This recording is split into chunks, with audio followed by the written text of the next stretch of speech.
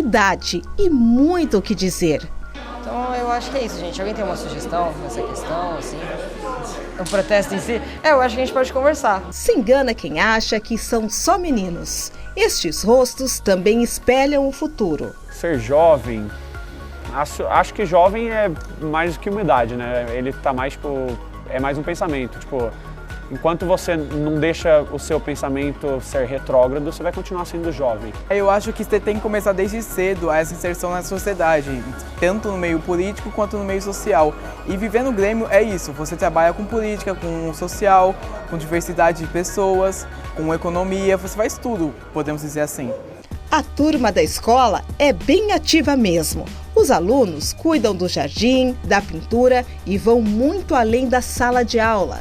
Até a merenda já foi pauta de reivindicação. E muita participação efetiva em causas da escola, como por exemplo a merenda.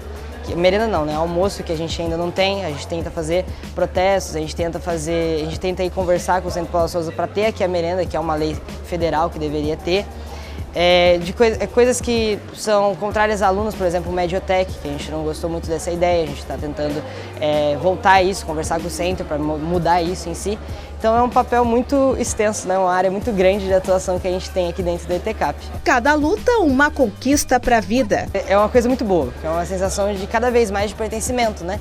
Da ETCAP e tudo mais. E assim, você cuidar da ETCAP, eu acho que você começa a se cuidar melhor. Que você começa a perceber o ambiente que você está e as pessoas que você está, que você está com. Então você começa a se cuidar melhor e a cuidar melhor do ambiente. Eu mudei em relação que eu comecei a ver mais o lado das pessoas, eu deixei um pouco do egoísmo que eu tinha, mudei também a minha maneira de pensar, me tornei uma pessoa mais calma para lidar com problemas.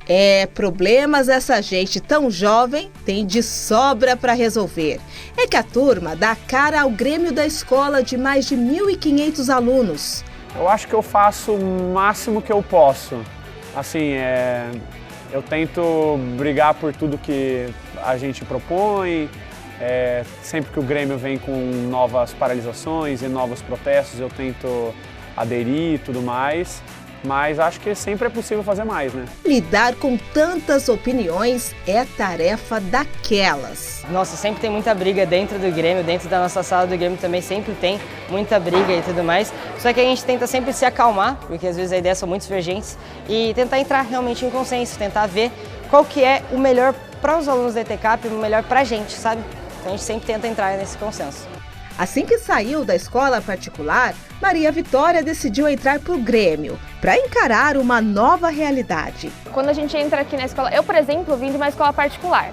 Aí eu cheguei aqui é uma escola de estado.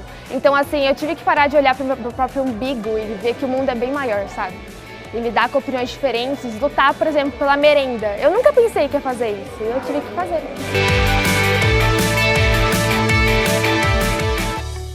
A gente vai continuar falando sobre os grêmios e a importância histórica deles. Aqui comigo estão o Nidener e também o professor Arnaldo. Tudo bem? Tudo bem. A primeira pergunta, já que eu falei de história, como é que nasceram os grêmios? Olha, que eu me lembre, o fortalecimento dos grêmios estudantis dentro do ensino secundário, que era chamado, que hoje é ensino médio, ele se deu principalmente nos anos 50, quando o movimento universitário também cresceu muito devido ao nacionalismo que se desenvolveu no governo de Getúlio Vargas, por exemplo, com a campanha O Petróleo é Nosso, né?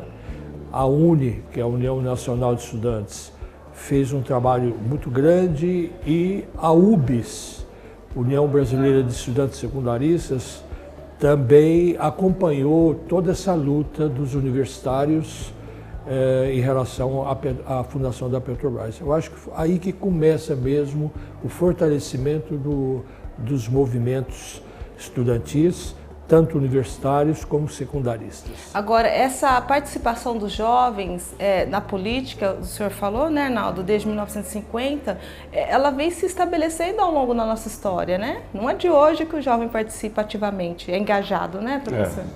Acho que a gente poderia pensar Os historiadores sempre têm a mania de recuar muito para tentar mostrar um processo de constituição de um movimento qualquer, né?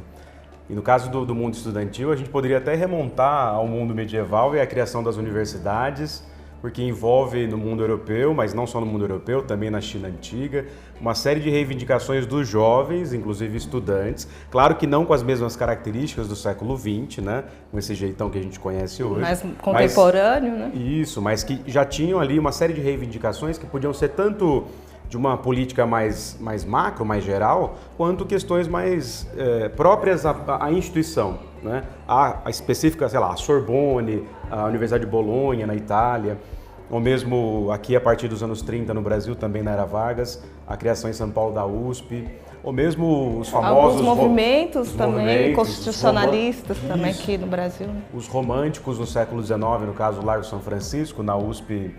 A turma de Direito. Isso, que não era a USP ainda, mas era a Faculdade de Direito de São Paulo, onde o Álvares Azevedo estudou, Fagundes Varela e vários outros, que já ali faziam uma série de reivindicações que envolviam tanto uma postura diante da vida e do mundo, de reivindicação de uma melhoria específica, quanto questões mais diretas e relacionadas à instituição onde eles estavam. Então, acho importante deixar evidente que o movimento estudantil, são movimentos estudantis que envolvem tanto na modernidade uma luta por mais liberdade, mais representatividade, quanto por uma organização que agremia os estudantes na instituição, reivindicando a melhoria da própria instituição. Agora, são pessoas muito jovens que fazem parte de um grupo, mas eles já têm essa sensação política, né? Esse compromisso social. O senhor vê assim também, senhor? Eu vejo, porque na realidade eles são brasileiros, são cidadãos, dentro do conceito de cidadania é formado já durante a vida estudantil. Então a participação política do estudante, tanto através dos grêmios, dentro da sua escola, como na discussão das questões nacionais, é fundamental para a formação crítica do cidadão brasileiro. Então eu vejo com muita alegria e eu acho muito positivo que haja política estudantil, né? Eu acho que é através da política estudantil que se forma o cidadão crítico em relação às questões do mundo e as questões do Brasil, né? Agora o senhor tocou no ponto importante que é o cidadão crítico. O jovem que faz parte de grêmios, ele é diferente do outro que só assiste as questões que até fazem parte a ele mesmo? Por exemplo, o jovem que faz parte num grêmio, ele tem noção do que acontece dentro da escola e fora também? É um jovem mais crítico? Você acredita? Eu acho que a participação no Grêmio Estudantil, como a participação no movimento estudantil, é um aprendizado de cidadania, né? É através disso que ele começa a entender um pouco mais, sai daquele mundinho dele fechado, né, de só estudar, só decorar, estudar para fazer prova, para passar, mas para tomar conhecimento, tomar consciência das grandes questões da sociedade em que ele vive, né? Lidener, a escola é um espaço para isso mesmo, para debates? Pergunta excelente, porque envolve recentemente uma polêmica em torno de qual é o papel da escola em termos de formação de um indivíduo, de um sujeito, né?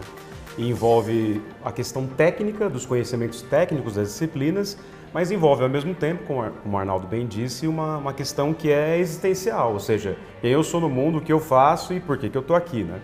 Então, a escola, a despeito dela ter se configurado no século XIX como uma arquitetura política, né, uma arquitetura de controle, de inculcar os valores da pátria, da nação, naquilo que era a formação dos Estados nacionais contemporâneos, ela ao longo do século XIX para cá se tornou, para além de ser o aprendizado da nação, somos uma única nação, um único povo, e uma homogeneização mesmo do conhecimento, ela passou a ser fundamental também para as mudanças sociais, para as transformações. Então, não à toa, ao longo do século XX, em momentos específicos e em momentos globais, né? Como, por exemplo, o Maio de 68 na França, envolveu também, 68 no Brasil, a luta contra a ditadura civil-militar. Sim, que os jovens tiveram participação muito ativa, né? Fundamental. Então, sim, a escola tem um papel que extrapola os muros dela e extrapola só o conhecimento técnico, que é a formação democrática, cidadã, participativa, que é típico de todos os movimentos de expansão das liberdades ao longo dessa modernidade, da Revolução Francesa para cá. Agora, o Grêmio não tem uma cara única, né? Quando a gente fala de indivíduo, a diversidade é presente de pensamentos, de ideias. Certamente, acho que o tempo todo uma agremiação estudantil, como qualquer outra, incorpora visões de mundo diferentes, debates de diversidades, né, que incorporam as múltiplas diversidades, ainda mais se tratando da sociedade brasileira, ela própria forjada a partir de muitas etnias, de muitas diferenças, várias delas inclusive conflituosas ao longo da nossa história, né, mas que acabam aparecendo ali em qualquer tipo de agremiação.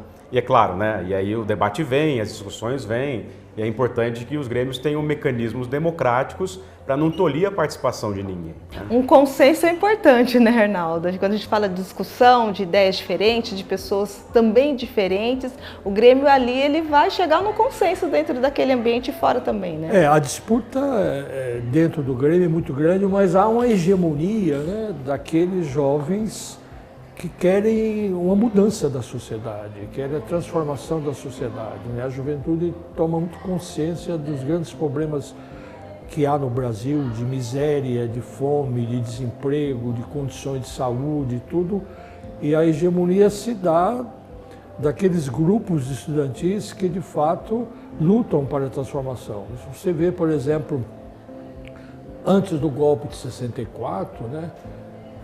Não só a União Brasileira de Estudantes Secundaristas, na época, por exemplo, do governo do Jango Goulart, estava ali lutando pelas reformas de base que o Brasil precisava, como aqui em Campinas, a UCES, União Campineira de Estudantes Secundaristas, também estava junto com os movimentos universitários, né, lutando pelas mudanças que a sociedade brasileira precisava.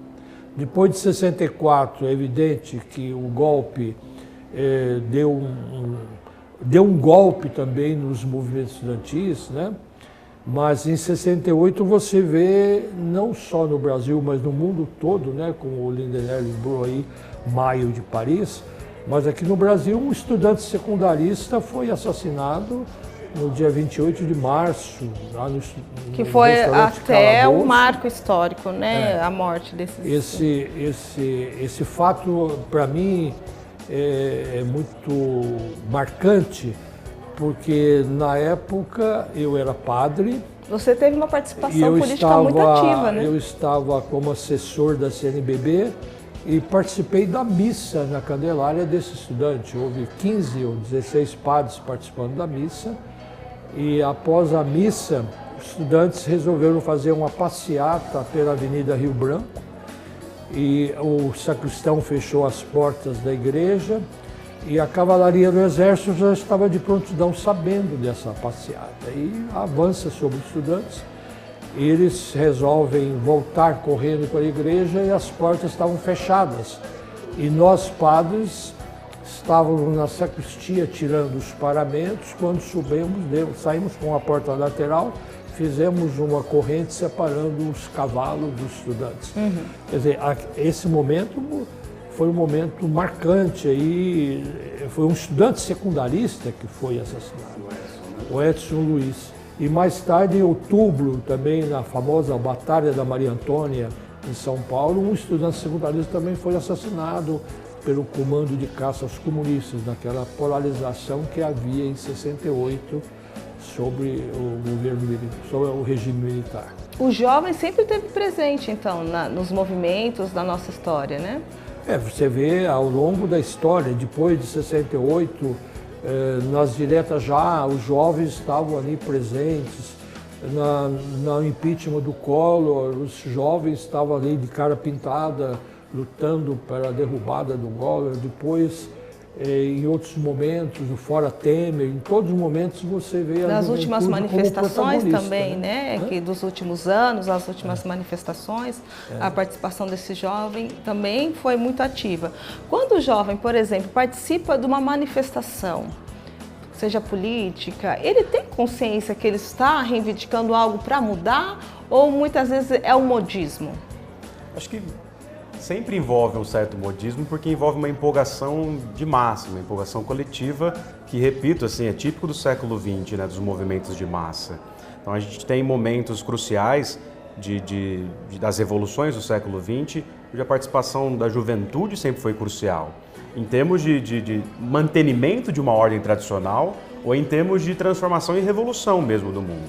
Então, sempre tem esse ímpeto, mesmo que essa juventude eventualmente possa não exatamente elaborar de uma forma mais madura isso, mas eles estão ali pelo ímpeto de mudar as coisas. Eu acho que isso é fundamental, porque envolve as agremiações estudantis, os estudantes, sejam secundaristas ou universitários, envolve algo fundamental na nossa estrutura social. Os jovens adultos ou os mais velhos, eles já estão tão inseridos nas estruturas sociais que ficam, em geral, muito cheios de receio do que eles podem fazer ou falar no seu trabalho, enfim, na sua família, etc. Então, os jovens estão, digamos assim, menos permeados por discursos de controle, mesmo que tenha ali na família um ímpeto de contestar os pais e tal. Então, é como se já eles... é natural da idade. Exatamente, eles estão descobrindo tudo, estão ali naquele momento crucial de transformação, inclusive, do corpo, né? Mas se fazendo intelectualmente, eles estão presentes no seu próprio fazer. Então, envolve não ter nenhum tipo de compromisso com estruturas sociais um tanto viciadas. Então, para ir para a rua, para colocar a cara e para reivindicar uma mudança, fica muito mais factível, né? E eles têm uma grande vantagem, os jovens, eles têm pernas para correr. Exatamente, de qualquer tipo de repressão, né? A gente vai dar uma pausinha agora, porque eu vou fazer um intervalo rapidinho, daqui a pouco o Sala de Aula está de volta para falar de grêmios. É já já.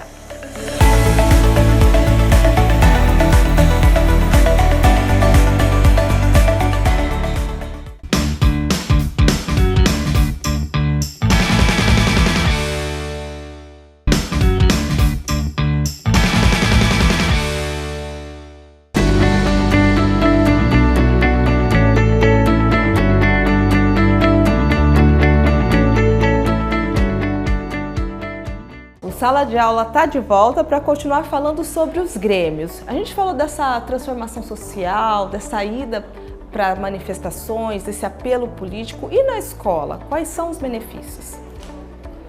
Acho que para a escola especificamente, mesmo que não seja uma ação direta na política mais geral, envolve melhoria da infraestrutura, envolve uma coisa que os estudantes reivindicam muito, mesmo que eles não formalizem no Grêmio, mas que eu ouço como professor há mais de 12 anos, né? Desde o ensino fundamental até o mundo universitário, que é democratizar as relações dentro do espaço da escola, não só na sala de aula, mas no espaço da escola, que eles possam ter voz ativa para também sugerir, para também deliberar junto com o corpo docente e com o corpo administrativo. É aquela sensação de pertencimento. Exato, isso cria uma democracia escolar, né? Porque a gente não pode esquecer que essas hierarquias escolares, elas são, mais uma vez, do século XIX e elas foram criadas em função de um controle mesmo, de domesticar os corpos, né? E era para controlar, era para colocar em fila um atrás do outro, era para usar o mesmo uniforme. Essas permanências do século XIX estão presentes no cotidiano. Então você percebe que o jovem de hoje, já do século XXI, mas mesmo já no século XX, né? Ele não curte muito isso, porque ele percebe que é um tipo de controle que não faz muito sentido. Ele questiona, né? Ele questiona. Então ele começa a criar estratégias de sobrevivência e resistência no espaço escolar, que é reivindicar uma democratização, muito além da infraestrutura, que é fundamental também. Arnaldo, você percebe que o Grêmio se transformou, vem mudando ao longo dos anos, ao longo dos tempos? A gente já falou de 1950, passamos por 64, 68 e hoje, ele mudou muito? Ele vai mudando porque o mundo também vai mudando, né? Aparecem novas realidades, né? Mas o que eu acho fundamental na participação do estudante dentro da escola é que a gente sempre tem que lembrar que o aluno é o sujeito da educação, ele não é objeto, né? Então é muito importante a sua participação desde que haja um projeto de educação, né? E que ele seja protagonista desse projeto. E, de um outro lado, é preciso que essa educação seja uma educação que dê ao aluno autonomia para que ele possa amanhã, depois de formado, ter uma formação crítica, etc. E não a escola tem que ser um adestramento. Né? Então essa separação entre autonomia e adestramento é muito importante, né? Evidente que na escola tem que haver ordem, tem que haver disciplina. É isso que eu ia perguntar, né? Mas não é uma disciplina militar. Né? O aluno na escola não é um aluno de uma Mas escola esse modelo militar. é possível de deixar o aluno ser protagonista e também manter uma certa ordem, uma certa disciplina? É possível isso? É possível e cabe à escola ter consciência de que o Grêmio Estudantil não pode ser cooptado pela escola, ele tem que ter independência. Né? Não é simplesmente o Grêmio Estudantil ser um braço da direção. Aí então o Grêmio Estudantil não está formando o cidadão, não está reivindicando, mas está aceitando aquilo que a direção quer. Impõe, né? Impõe. Mas é um diálogo, então, né, Lindenner, entre os estudantes e a direção. Não é um contra o outro, é isso? Não, exatamente. São hierarquias diferentes dentro da estrutura escolar, isso historicamente, né? Mas não necessariamente um contra o outro. Eu acho que os estudantes e as direções de escola, o corpo docente, etc., precisam sempre estar num diálogo constante, um diálogo que, como bem disse o Arnaldo, deve primar pela democratização do espaço escolar. E aí existem muitos mitos que envolvem, mas o estudante não sabe como protagonizar a sua, né, a sua ação, sua presença na escola. Bom, não é bem verdade. Eu acho que uma das maiores demonstrações recentes, em 2015 e 2016, de que os estudantes sabem muito bem o que querem, inclusive organizados pelas meninas, pelas mulheres secundaristas, que queriam recriar o espaço escolar de forma mais democrática, essas ocupações que aconteceram no estado de São Paulo, envolviam isso. Quer dizer, você tem um espaço escolar, você tem uma infraestrutura, uma boa biblioteca, mas ela não é bem usada, ela não é bem gerida, as aulas são maçantes, os professores ganham um salário baixo. E o estudante está atento a isso. Ele está atento a isso. O que esses estudantes mostraram, os secundaristas, e hoje em dia na PUC, em outros lugares a gente dá aula para esses ex-secundaristas, né? É que eles estavam ali querendo reorganizar um espaço em função de um aprendizado que eles também sejam protagonistas. Participantes. Que eles participem, porque eles viam algo muito engessado, né? Uma política educacional engessada, tecnocrata, que nada atraente, né? Aparentemente prima pelas novas tecnologias, mas não humaniza ou não dá espaço para humanização e democratização. Quando eu perguntei para ele dessa mudança dos grêmios, você sentiu também? Houve uma mudança, a gente não pode falar em evolução, mas houve uma transformação dos grêmios de alguns anos para cá? Eu acredito que sim, principalmente porque em 2013, por conta do movimento Passe Livre, que desencadeou todo o cenário político brasileiro recente, né? As manifestações do Passe Livre em São Paulo, envolvendo estudantes universitários e envolvendo os secundaristas também. Isso desencadeou ali todo um ímpeto estudantil de reivindicação de não só de uma tarifa de 20 centavos a menos, né, e etc., mas que envolvia uma visão de Brasil mais democrático. Então eu vejo de lá para cá, a despeito das intempéries no meio do caminho, né, em termos de crise política, que os estudantes se repensaram e se reorganizaram, estão se reorganizando. É possível perceber isso nas escolas, é possível perceber isso nas universidades. Eu vejo isso muito bem na Unicamp, lá no pós-doutorado, e vejo isso também na PUC com alunos que eu dou aula e que vêm constantemente se reorganizando nos seus CAs, reivindicando sua presença, democratizando o espaço, fazendo saraus, etc, etc. O Grêmio é um grupo sempre vivo, Arnaldo, é isso? Esse fato que o Lindenner colocou, que foi a ocupação das escolas pelos estudantes secundaristas, foi em 2016, né? 15, 16. 15 e 16. Eu acho um dos fatos mais marcantes para mostrar o protagonismo do estudante hoje. Quer dizer, os estudantes ocuparam escolas não porque não queriam estudar, pelo contrário, queriam estudar e queriam um estudo melhor, queriam melhor infraestrutura, melhores professores, melhores salários para os professores, né? Então foi fundamental isso, né? Para mostrar como que os estudantes não são crianças que não sabem pensar, pelo contrário, eles deram, através da ocupação das escolas, um exemplo para os adultos de que é possível fazer um ato coletivo para a mudança da sociedade. E esse grupo dentro da escola, ele vai, servindo de exemplo fora dela também, você citou a questão dos adultos, vamos dizer assim, vai contagiando essa participação social? Vai, eu acho que de um contágio extraordinário, né? Porque, eu repito, assim, insisto que quando a gente ingressa na vida adulta pós-universidade e se envolve com o mundo do trabalho, com as instituições, geralmente a gente começa a pensar mais de uma vez naquilo que a gente vai fazer em termos de contestar alguma coisa. E aí quando você vê os jovens contestando, reivindicando um mundo melhor e etc., é de um contágio inacreditável. Você se sente vivo, revigorado, né? E quer ir para a rua junto com ele, e quer reivindicar um país mais justo. Então acho que não tem como separar, a despeito de serem grupos diferentes, em sociabilidades diferentes, como separar o que os jovens estão pensando para a escola daquilo que está no espaço público, na rua, no governo, nas instituições, na família, ou seja, eles permeiam todos esses espaços, no fim das contas, são pensados de formas integradas, né? Esse é o papel da educação também, né? Buscar desenvolver esse pensamento mais crítico, né? Estimular isso, né, Arnaldo? Né? Criar uma consciência crítica no aluno, né? Eu acho que é fundamental.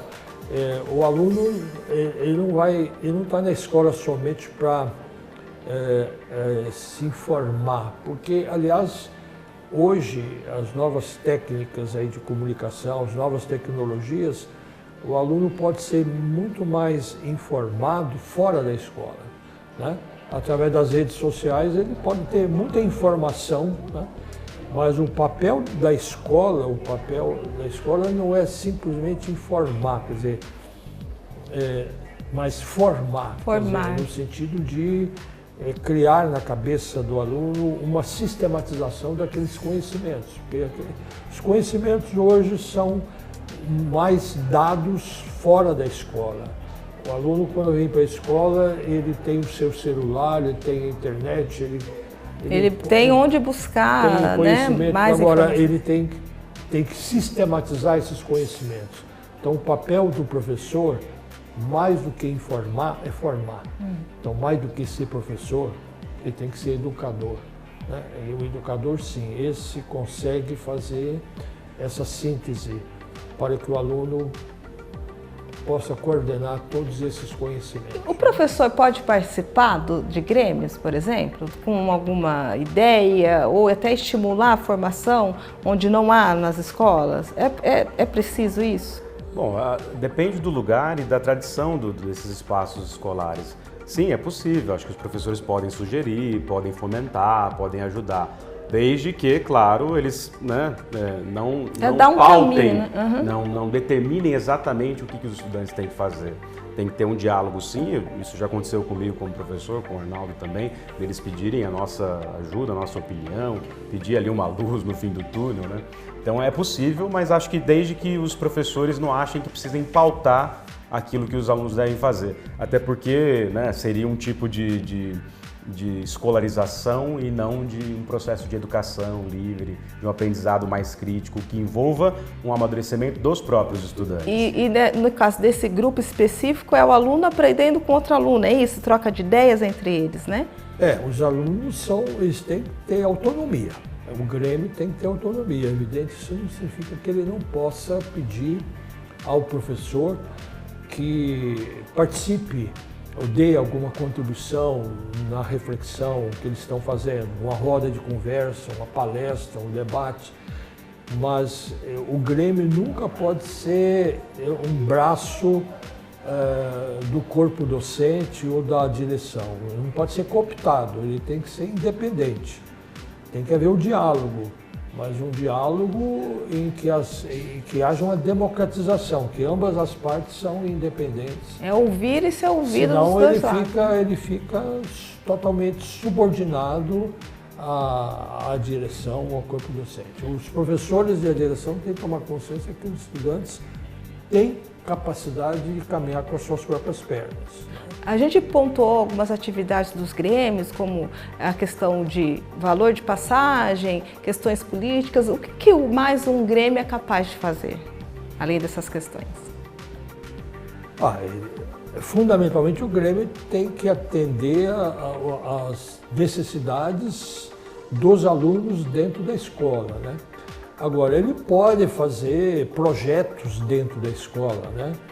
Eu estava conversando com os membros do Grêmio aqui, eles têm projetos, inclusive, de jardins, projetos de horta, projetos, né? Isso tudo também é formação do cidadão, né? Que não é só política, né? Você pode fazer outras atividades que ajudam a formação da cidadania, né? Ele vai se redescobrindo ali, né, enquanto cidadão, né? Eu quero agradecer a participação de vocês. Muito obrigada, Lindenberg. Muito obrigada, Arnaldo. E a você que nos acompanha até agora. Até nosso próximo encontro. Tchau.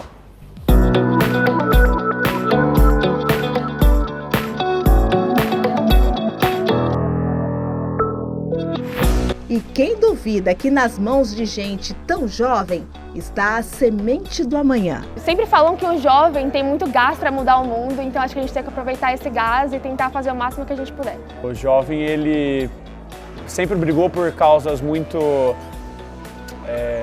discutidas, né? E sempre teve voz. E quanto mais, e o Grêmio Estudantil, ele dá essa voz maior ainda ao jovem. Então ele é muito importante nesse papel.